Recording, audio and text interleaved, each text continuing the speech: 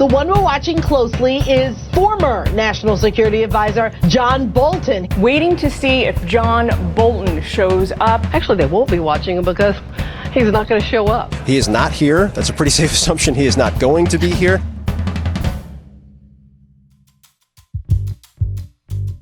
Former National Security Advisor John Bolton was scheduled to appear today, did not. He's emerged as a key figure in the investigation. Someone whose name has been mentioned time and again because he reportedly raised concerns of his own about the president's actions in Ukraine. His attorney said he will not show up voluntarily unless Democrats issue a subpoena. The White House now says they'll take Democrats to court over a subpoena. In response to that, a source connected with the House Intelligence Committee put out a statement saying, "We have no interest in allowing the administration to play rope-a-dope with us in the courts for months." Jennifer Williams, the other witness summoned here today, did show up. She is a National Security Council staffer to Vice President Pence. Williams is the third person testifying who was listening in on that July 25th call between Presidents Trump and Zelensky. A source says she was concerned by what she heard, but there's no indication she raised the red flag to her superiors. House investigators hope she'll shed light on when and what the vice president knew about U.S. military aid being withheld from Ukraine. Now, this all comes as more transcripts were released from those closed-door depositions, confirming the president's explicit desire for a commitment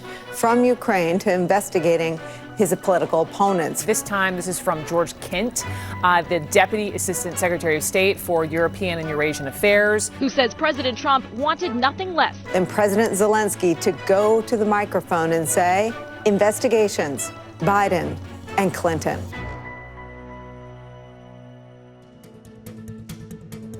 Breaking overnight, President Trump pushing back against a report in the Washington Post. It says the president wanted U.S. Attorney General William Barr to hold a news conference to clear Trump of breaking the law in his call with Ukraine's president, which is at the heart of this impeachment inquiry. He wanted Attorney General Bill Barr to come out in public and basically do a repeat of what he did with the Mueller report. There was, in fact, no collusion. According to the Washington Post, Barr reportedly refused to publicly clear him of any wrongdoing. The president, he is livid. He's firing off on Twitter saying the story is untrue. And just another fake news story with anonymous sources that don't exist. He says Bill Barr did not decline my request to talk about Ukraine. Attacking the media via separate tweets in quick succession this morning. But let's be crystal clear. The president has been able to count on Bill Barr to argue that what he's doing is entirely legal and entirely proper.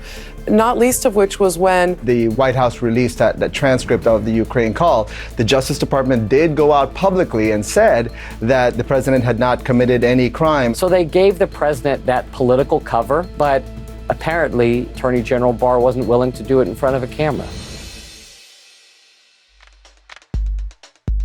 Elizabeth Warren versus Bill Gates, the second richest man in the world, sounding off on the 2020 presidential candidate's views on wealth. You know, I've paid over $10 billion in taxes. I paid more. If I'd had to pay $20 billion, it's fine.